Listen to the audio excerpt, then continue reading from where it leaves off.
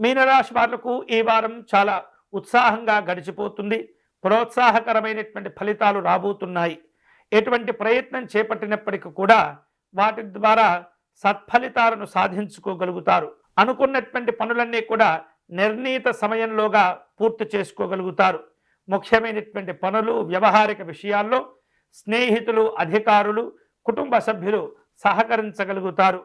వృత్తి ఉద్యోగాల్లో మీరు ఎదుర్కొంటూ ఉన్నటువంటి ఒత్తిడంతా కూడా తగ్గిపోతుంది. వ్యాపారంలో లాభాలు కలిసి వస్తాయి. వ్యాపారాలను మరిన్ని చోట్లకు విస్తరింపచేసేటటువంటి ఆలోచనలు కూడా చేస్తుంటారు. నిరుద్యోగులకు ఈ వారం ఆశించినటువంటి సహకారం లభిస్తుంది. నూతనమైనటువంటి విద్యా వ్యవస్థలను చక్కగా మీరు అనుసరిస్తూ ఉంటారు.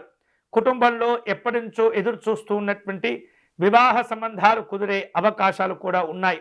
ఆర్థిక పరంగా, ఇతరమైనటువంటి అంశాల పరంగా చూస్తే అనవసరంగా ఎవరికి వాగ్దానాలు ఇవ్వకూడదు. హామీలు ఇవ్వటం అనేది చాలా చాలా సమస్యలకు దారితీస్తూ ఉంటుంది. అప్పులు ఇవ్వటం, ఇప్పించడం కూడా అంత మంచిది కాదు. దైవ కార్యక్రమాల్లో పాల్గొంటూ ఉండాలి. ప్రశాంతంగా ఆలోచిస్తూ ఉండాలి. కంగారు, ఆందోళన లేకుండా నిర్ణయాలు తీసుకుంటూ ఉండండి. ఇష్టమైనటువంటి పనులు చేపడుతుంటారు. ఇష్టమైనటువంటి కార్యక్రమాల్లో పాల్గొంటూ ఉంటారు. వివిధ రూపాల్లో మీకు ఇష్టమైనటువంటి దేవతా సందర్శనం కూడా చేసుకుంటూ ఉంటారు. విద్యార్థులు ఈ వారం కష్టపడవలసినటువంటి సందర్భాలు ఉండబోతున్నాయి. ప్రతి విషయంలో జాగ్రత్తగా ఉండండి. ప్రేమ, ఆప్యాయతల విషయంలో నిజాయితీగా వ్యవహరించేటటువంటి ప్రయత్నం చేయండి. అనవసరమైనటువంటి ఖర్చులు తగ్గించుకోవాలి. గొప్పలకు పోకూడదు. విలాసాలు ఇబ్బంది పెడుతూ ఉంటాయి. ఈ వారం మీనరాశి వారు ప్రతి అంశంలో కూడా ఆచితూచి వ్యవహరిస్తూ అవకాశాలను సద్వినియోగం చేసుకునే ప్రయత్నం చేయండి.